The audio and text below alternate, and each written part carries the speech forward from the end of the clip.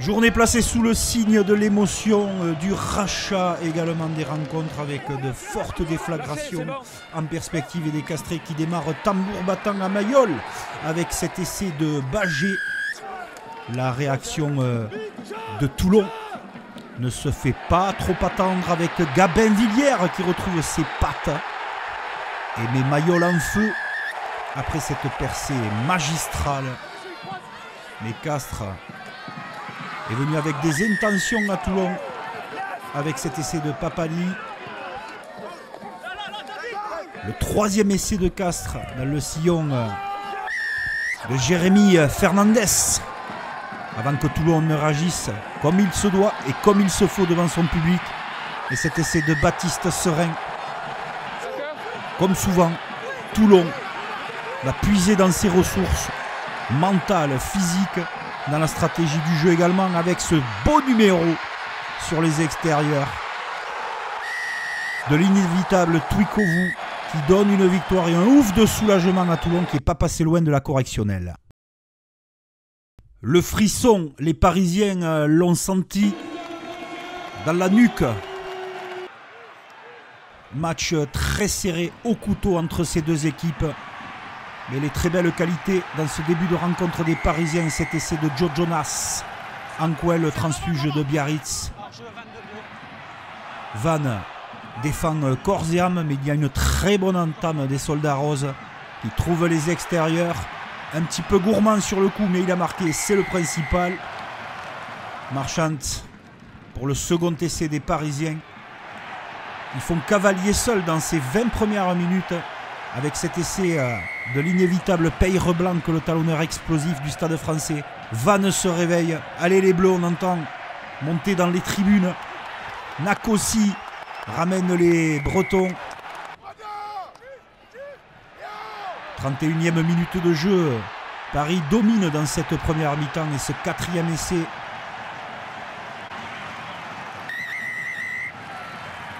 de Weber. Et Vannes a de la ressource à montrer, un talent immense face à Toulouse, bien qu'ils étaient dominés à la rabine. Rayassi marque cet essai. Vannes commence à croire en ses chances. Mais Paris, avec ce doublé de Weber, prend le large avant qu'il n'ait trop chaud sur le terrain ou dans les têtes, les Parisiens. Parce que là, c'est parti. Côté Vannetais, avec les cannes. Le de Baès qui marque cet essai. Un retour extraordinaire de Vannes. Avec ce coup de pied magistralement dosé. Jeu de passe. Passe au contact, après contact. Pour Costaud Sec. Et Paris va avoir très peur dans cette fin de rencontre. Puisque les Vannetais vont encore marquer par l'intermédiaire de Kamika. Bonus défensif pour Vannes. Paris a eu très chaud. Décidément, c'était très chaud dans la capitale. Le Racing 92 qui recevait à Créteil dans sa délocalisation, puisque l'Arena est indisponible suite au JO. Le Racing, il va avoir très chaud aussi face à Clermont qui a impressionné lors de la première journée. Mais bonne entame des Franciliens avec cet essai de Lacalaya. Avant que Clermont sonne la révolte par ce jeu de passe, un petit peu de réussite. Et la mise en action, préparation pour servir Belot qui arrive à hauteur, plein fer. Le Racing n'est pas trop dans son assiette depuis l'essai de Lacalaya. Et Clermont en profite. On est à l'heure de jeu. Il n'y a que 3 points d'avance et cet essai de Fourcade donne l'avantage aux Clermontois qui sont en train de créer une des sensations de la journée. Mais enfin, le Racing 92 va mettre son jeu en place avec Ficou et le terrible Arundel. Feinte de passe, puissance, tout y passe. Un peu gourmand, mais en tout cas, il arrive derrière la ligne. Woki, et encore Gaël Ficou, très en jambes et très en vue dans cette seconde période. Il nous gratifie d'un essai splendide comme à son plus jeune âge, Gaël Ficou, et c'est magnifique. Clermont a du mal en conquête, en témoigne cette touche. Et le jeu au large, toujours pour la 400e d'Harry Chavancy, que l'on salue. Sa fidélité et sa haute performance au plus haut niveau. Il joue au Racing depuis 2007. Rendez-vous compte, 17 ans au plus haut niveau pour offrir une victoire au Racing 92 face à Clermont. Pau, l'équipe de Pau voulait se faire pardonner à domicile à guichet fermé face aux voisins basques de Bayonne. Et les Palois vont réaliser une première période de toute beauté. Ce match d'ailleurs va être de toute beauté grâce aux deux équipes. Premier essai de Dobania après un très bon travail de longue possession de cette équipe paloise. Le même main qui sert Piquette, qui part entre les poteaux. La réaction de Bayonne ne tarde pas trop avec cet essai de l'arrière Spring. La section à la 50e minute de jeu va dérouler. Et ce service à hauteur pour l'inévitable Maddox. Un match complètement dingue. Regardez Maddox. Un talent fou, le raffut, la passe Chisteran au flood. Magnifique. Avec le retour intérieur pour Dobania et son doublé. La section paloise s'envole. Les Bayonnais mettent du volume du jeu, arrivent à tenir mieux le ballon sur cette séquence. Et on retrouve cette passe jetée dans l'intervalle et cette libération merveilleuse pour libérer Makala. La section paloise est inarrêtable avec le festival d'Émeric Luc entre les poteaux. Et ça continue avec ce retour intérieur de Simons. Vous avez vu, c'est le replay de cet essai. Derrière la section tout en maîtrise. Mais elle perd le ballon. Avec Mekdoud qui lance Macheneau. Et là ça se joue à la course. Pour que les Bayonnais puissent espérer dans les 16 dernières minutes de cette rencontre. Bayonne qui joue mieux, qui joue bien. Sur ces 5 minutes. Avec des relais, des passes au contact. Après contact, l'orientation du jeu. Et on libère le jeune Sian Musquets. Avant Cathy Sogbe lâche le ballon pour Robson. Et les Palois, toujours au soutien permanent, déchaînés dans cette seconde période. Tagui Tagivalou qui marque la belle captation, la conquête. On récite le rugby.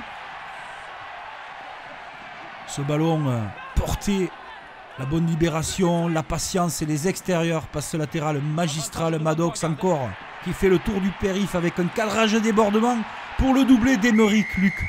Oui, les Palois ont pardonné à leur équipe. Et une autre délocalisation, celle entre Perpignan et Montpellier au rugby, au stade Raoul Barrière de Béziers. Et c'est Montpellier qui va avoir la main sur cette rencontre, plus puissant, plus précis, plus rapide, face à des Catalans empruntés. Madoche Tamboué qui marque ce premier essai. l'USAP avait proposé un jeu flamboyant à Bayonne. Ce coup-ci, ils ont été muselés par le combat imposé par les Montpelliérains, surtout la botte, le drop, les pénalités de Miotti. Avant que Montgaillard, qui a bien lâché son ballon dans la règle, ne redonne de l'espoir à l'USAP. Montpellier va dérouler, emmêler et aller chercher sa victoire. Première victoire dans le championnat puisqu'ils avaient chuté à domicile à la première journée face au Loup. Montpellier est également pardonné par les supporters cistes. On s'est vraiment régalé sur les terrains de top 14 ce week-end. La rencontre entre le Loup Rugby et l'Union Bordeaux-Bègles fait partie des grands matchs. On n'a eu que des grands matchs et on a eu un grand joueur aussi, Baptiste Couillou, qui marque cet essai qui ouvre les hostilités avec son 10e essai en 10 matchs. Incroyable performance du demi-mêlée international. Lyon à la main sur cette rencontre. 20 minutes de grande qualité des Lyonnais pour lancer Millet dans l'embut. Bordeaux se réveille avec sa conquête. L'avantage est en cours, signalé par monsieur l'arbitre. Le ballon est sorti par Gazzotti, tant bien que mal. Et le revoilà Gazzotti, pick and go. Mais pourquoi pas, ça passe et ça marche. Bien joué de la part du jeune 3e ligne centre de l'UBB. L'UBB prend confiance dans cette rencontre. Le ballon bien sorti, passé par-dessus. Le dernier défenseur, Tapouaï, qui fait revenir son équipe. Rencontre au couteau. Et la puissance de Sakinadze, toujours dans son style caractéristique. Avant que on retrouve le serial marqueur que vous connaissez bien. Damien Penaud avec cette passe pour Buros qui retrouve Damien Penaud pour donner l'avantage à Bordeaux. Mais il y a des pénalités bien plus importantes. Celle de Léo Berdeux qui a pensé certainement à son ami disparu tragiquement. Victoire magnifique de Lyon face à Bordeaux. Les deux grandes équipes de ces dernières années, de la décennie on va dire, avec ces titres européens, se rencontrent à Toulouse sur le terrain d'Ernest Vallon avec un match engagé. Teddy Thomas, une belle réussite au centre sur cette rencontre qui marque le premier essai. Oui, Teddy Thomas au centre. Une curiosité avant le match, mais c'est très efficace puisque c'est lui qui marque le premier essai. Avant que François Cros ne sonne la révolte avec l'armada toulousaine. Les Rochelais font un très grand match. Et Jack Willis aussi. Quel joueur Jack Willis. Avec Flamand au relais. Regardez la préparation et la patience des Toulousains. Avec Pitaki qui a baissé le casque tout en puissance. Qui fait revenir le stade à hauteur de La Rochelle. Brennan récupère le ballon. Met de la puissance derrière. Coup de pied par-dessus. Le rebond, le bel. Mais regardez qui va arriver.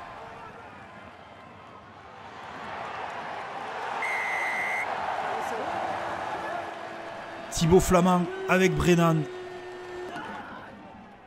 Intouchable les 2 secondes de ligne. Avec ce coup-ci la performance de Barassi. Lui aussi qui fait parler ses appuis. Et son arrivée à hauteur. La Rochelle toujours bien dans la rencontre. Avec cet essai de Outelia. Inarrêtable, 3 joueurs sur le rable. Avec Seteni qui fait la différence et qui retrouve Teddy Thomas qui rafute, qui s'arrache et qui marque un doublé. Superbe prestation de Teddy Thomas. La Rochelle est à 1 point de Toulouse. Le match est irrespirable. Il faut faire rentrer les cadors, la puissance. Mani Mahafou qui marque cet essai, le second de ligne international. Superbe match de Grégory Aldrit et de La Rochelle qui méritait certainement un bonus défensif. Toulouse l'emporte.